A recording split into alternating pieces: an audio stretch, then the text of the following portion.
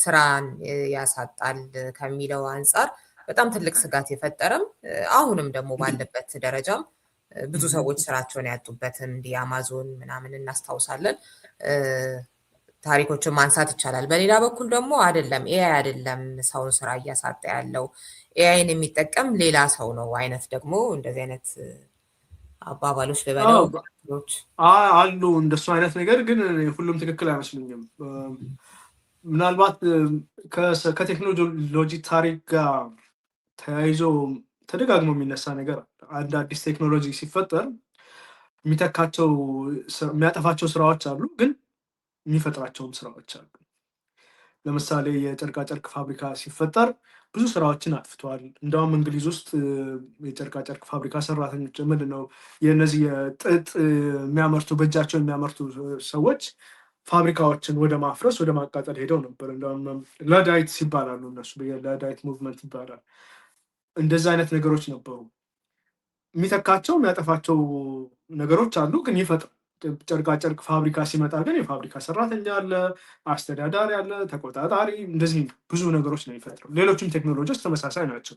የቅርቡን እንኳን ኮምፒውተርን ብናይ ኮምፒውተር ሲመጣ ምናልባት የቀየራቸው ያጠፋቸው ስራዎች ሊኖሩ ይችላሉ። ይሄ ድሮ የነበረው የታይፒስት አይነት መዝገብ ቤት እንዲህ አይነት ነገሮችን ግን ደግሞ ሌላ አይነት ስራ ደግሞ ይዞ መጥቷል። የኮምፒውተር ጸሐፊ፣ የኮምፒውተር ፕሮግራመር፣ የኮምፒውተር ቴክኒሽያን እንደዚህ አይነት ነገሮች።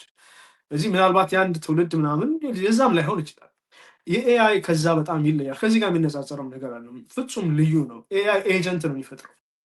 የሰው ልጆች የሚሰሩትን ነገር በሙሉ ሊሰራ የሚችል ነገር ነው የሚፈጥረው። የምትተኪው ነገር የለም። ኤአይ ሐኪም ነው። አሁን ራሱ ከሰው ሐኪም እጅግ በጣም የተሻለ የመመርመር መድኃኒት የማዘዝ ብቃት አለ። ኤአይ ጠበቃ ነው፣ ሙዚቀኛ ነው፣ ኮሜዲ ይጽፋል፣ የስነ ጽሁፍ ባለሙያ ነው። የሰው ልጅ የሚሰራውን ነገር በሙሉ መስራት የሚችል የፋብሪካ ስራ ነው ምናልባት አይሰራም ተብሎ የታሰብ የነበረው አሁን ያለው የሮቦት ቴክኖሎጂ በአጭር ጊዜ ውስጥ ሁሉንም ሊተካ እንደሚችል ብዙም የሚያጠራጥር ነገር አይደለም። በጣም እንደው በትንሹ ያልተጋነነ ግምት ተብሎ የሚታሰበው 2050 ላይ ቢያንስ 50% አካባቢ አሜሪካ ውስጥ በኤአይ ወይም በአውቶሜሽን ይተካሉ የሚል ነው። ይሄ በጣም ለዘብተኛ ግምት ነው። በእኛ እድሜ ይህን ነገር የምናየው ይመስለኛል። በሚቀጥለው 50 ዓመት ውስጥ በጣም ሩቅ ነው አሁን ላለው ቴክኖሎጂ። ስለዚህ አሁን እንትኑ ችግሩ እሱ አይደለም፣ በቃ የኤአይ ባህሪ መጥፋቱ አይቀርም። ስለዚህ ከዚህ ጋር ተያይዞ የሚመጣው ነገር ምንድነው ሰው የሚበላው ምንድነው ትልቅ ችግር።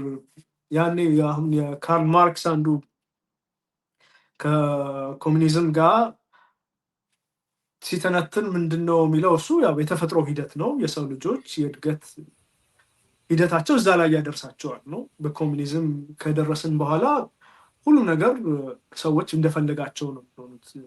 ብዙ የተብራራ ነገር አይደለም የሚለው ግን ስራዎች ይጠፋሉ አይደለም፣ ስራዎች ይኖራሉ፣ ስራዎች አሉ። ግን ሰው የፈለገውን ነገር ነው የሚሰራው፣ ተገዶ አይደለም የሚሰራው፣ የሚፈልገውን ነገር ነው የሚሰራው።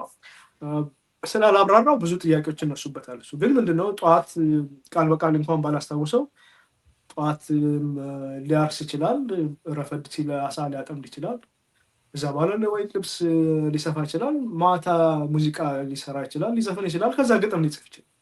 እንደዛ ነው የሰው ልጅ ነገር ራሱ አንድ የተለየ ፕሮፌሽን መያዝ እንደዛ ነው። ስለዚህ ብሎ ነው የሚያስበው የነበረው። አሁን ግን ማረስ ከፈለግሽ በጉልበትሽ ምንም ችግር ታርሽ ይችላል።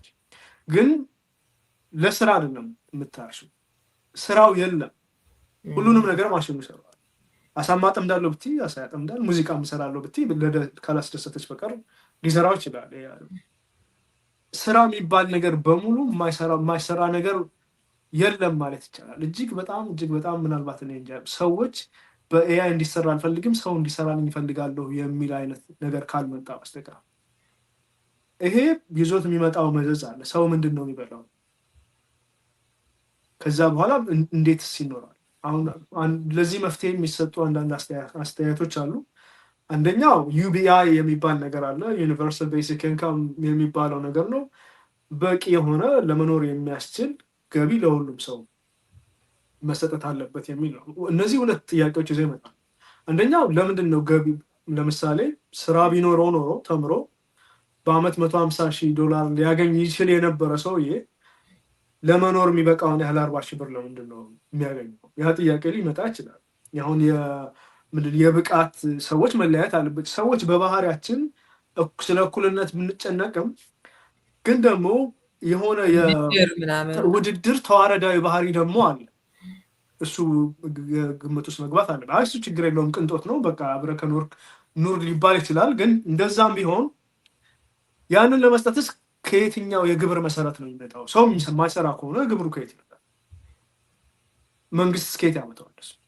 ከዛ ወደ ምን ይሄዳል? እነዚህ አንድ ጊዜ ቢል ጌትስ ነው መሰለኝ ሮቦቶቹን ግብር እንዲከፍሉ ማድረግ አለብን የሚል ጥያቄ ነጥብ አንስቷል። ይሄ ሁሉ ሲሆን ግን ይሄ ነገር እንዲያረጉ እንዲደረግ ደረጃ እንዲደረስ ያደረጉ የኤአይ ኩባንያዎች ናቸው ኃላፊነቱን የሚወስዱት። ምክንያቱም አሁን ኤአይ እነዚህን ስራዎች መተካት አስፈላጊ ግዴታ ስለሆነ አይደለም፣ ገንዘብ ስለሚፈልጉ ነው እያደረጉት ያለ። ስለዚህ የሰው ልጆች ፍላጎት ስለሆነ አይደለም፣ ገንዘብ ስለሚያገኙ የፖለቲካ ቁጥጥርም ስለሌለ አሁን እኮ ይሄ ነገር አይመጣም እያሉ አይደለም የሚያወሩት። ይመጣል። እንዲመጣ እኮ ነው የሚፈልጉት።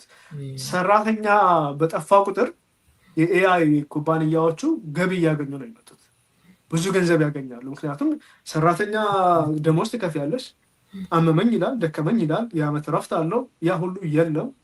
በዛ ላይ በጣም በተሻለ ብቃት ነው ስራውን የሚሰራው። እዚህ ለአንድ ኩባንያ በአብዛኛው እስከ ግማሽ ምናልባት ከግማሽን በላይ የሚሆን ገቢው የሰራተኛ ደሞዝ። ያን ካስቀረሽለት እነዚህ ሰዎች ትሪሊየነሮች ነው፣ ከዛም በላይ ሊሆኑ ይችላሉ። እዚህ ጥቂት ግለሰቦች ናቸው አሁን የዓለምን ሁኔታ የሚገለባበት። አሁን አሜሪካ ውስጥ ነው። ቻይና ሌላ ታሪክ ነው የሚሆነው። ምናልባት አስተሳሰቡም የማርክሲስትም አስተሳሰብ ስላለ ባህሉም ሌላ ነው፣ የፖለቲካ አወቃቀሩም ሌላ ስለሆነ የተለየ ነገር ሊኖር ይችላል እዛ አካባቢ። አሜሪካ ውስጥ ግን ዞሮ ዞሮ አሁን ስራውን በኤአይ የሚተካ ከሆነ ቻይናም ተመሳሳይ ችግር መምጣቱ አይቀርም። ምንም ዲሞክራሲ ሆነ አልሆነ ስራው ከተተካ የግብር ጉዳይ አሁንም ይመጣል። ምናልባት እዛ አካባቢ ሊለይ የሚችለው የማህበረሰቡ አመለካከት ከዚህኛው ትንሽ ለየት ስለሚል እዚህ ጋር ግለሰባዊነት በጣም የገነነበት ስለሆነ ሌላው ብዙ ላይ ጨነቅ ይችላል። እዛ ጋር ደግሞ ምናልባት ማህበረሰባዊ አመለካከት ስላለ ተቀባይነቱ የተሻለ ሊሆን ይችላል የሚል ካልሆነ በስተቀር ግን ለእኔ ትልቁ ነገር አንደኛ ይሄን ማድረግ ለምንድን ነው ለእነዚህ ግለሰቦች ይሄን መብት ያገኙት? ለእኔ ትልቅ ጥያቄ ነው እሱ። ቻይናም ቢሆን ይሄን ቢያደርጉት በዚህ ደረጃ ላይ መሄድ አስፈላጊ ግዴታም አይመስለኝም። ግዴታ ስለሆነም አይደለም። ይሄን ባናረግ ወይ ዓለም ስለሚጠፋ ወይ ደግሞ ይቅርታ ከፍተኛ የሆነ ድህነት ወይ ህመም ስለሚመጣ አይደለም። በቃ የትርፍ ጉዳይ ስለሆነ ኩባንያዎቹ ገንዘብ ስለሚያገኙበትና ከፍተኛ ፖለቲካዊ፣ ማህበራዊ፣ ኢኮኖሚያዊ አቅም ስላላቸው ብዙ ነገር መጠምዘዝ ስለሚችሉ ነው። አሜሪካ ውስጥ አሁን በተለይ ኤአይ ላይ ቁጥጥር ይደረግ አይደለም ኤአይ ላይ ቁጥጥር እንዳይደረግ ያለ ነው የትራምፕ አስተዳደር በየስቴቱ እየዞረ እያስጠነቀቀ የነበረው። ስለዚህ እነዚህ ነገሮች ይባሉ። ይሄን ሁሉ ደግሞ ትተነው ይሄም ሁሉ ግድ የለም ሰው አሁን የገቢውንም የሚሰጠውን ተቀብሎ ኖረ፣ የግብር መሰረቱን አለ ተባለ። ምንድን ነው የሚሰራው? ከዛ በኋላ ያልታሰበበት ጥያቄ ምንድን ነው? ሰው ምን ሲሰራ ይውላል? ምክንያቱም አንደኛ የክብር ጉዳይም አለ። ሰው ምንም ሳይሰራ ገንዘብ መቀበል ትልቅ ከባድ ነገር ነው። ያን እንደ ባህል ለመቀበል ብዙ ጊዜ የሚፈጅ ይመስለኛል። ተመጽዋች መሆን ነው አይደለ? ሁሉም ሰው እንደዛ ነው የሚሆነው። ያንን እንኳን በቃ እንደምንም እንቀበለው ቢባል የሚሰራው ነገር የለውም። ከባድ የሆነ የስነ ልቦና ችግር ሊመጣ ይችላል። አሁን አንድ ቅድም ያልኩሽ ኒክ ቦስትሮም የሚባለው ስዊድናዊ ከ10 ዓመት በኋላ ዲፕ ዩቶፒያ የሚባል ሌላ መጽሐፍ ጽፏል። እዚህ ደረጃ ላይ ከደረስን በኋላ ሰው ስራ የለውም፣ ገንዘብ አለው፣ የሚኖረውበት አለው፣ ምን ሲሰራ ይውላል? ከዛ የአእምሮ ጤንነቱም አሳሳቢ ነው። እዚህ ለዛ ሁኔታ አስፈላጊ ነው የሚላቸውን ነገሮች የተነተነበት ነው። ብዙ ነገሮችን የማድነቅ ችሎታችንን የማሳደግ ለምሳሌ ሌሎች ፕላኔቶችን የመጎብኘት እንደዛ አይነት ዝንባሌ አዳዲስ ዝንባሌዎች የመፍጠር ነገሮች መኖር አለባቸው። አፍጥጦ መጥቷል ይሄ ነገር እና ገንዘብ ስላገኘን መኖር ስለምንችል ምንድን ነው የምናደርገው የሚለው ጥያቄ ሊፈጥር ይችላል። ቅድም ያልኩሽ ሌቫንዶውስኪ የሚባለው ሰውዬ ይሄን ሁኔታ ነው እንግዲህ በምድር ላይ ገነት ተፈጠረ ለማለት የተዳፈረው። ምናልባት ስለ ገቢው ብዙ ሲያብራራ አልሰማሁትም፣ ግን ሰው ገንዘብ ካለው የሚኖርበት ነገር ካለው የሚሰራው ብዙ ነገር የለውም፣ ስራ አለመኖሩ ብዙ ጭንቀት አይደለም፣ ስለዚህ እየተዝናና ይኖራል ከሚል አስተሳሰብም ሊሆን ይችላል። በደንብ እንዲህ በዝርዝር የታሰበበት ነገር ያለው አይመስለኝም። ይሄኛው ባውስትረም ግን በደንብ ስለዚህ ነገር መጽሐፍ ሁሉ ጽፏል። በጣም አሳሳቢ ነገር ስለሆነ ነው።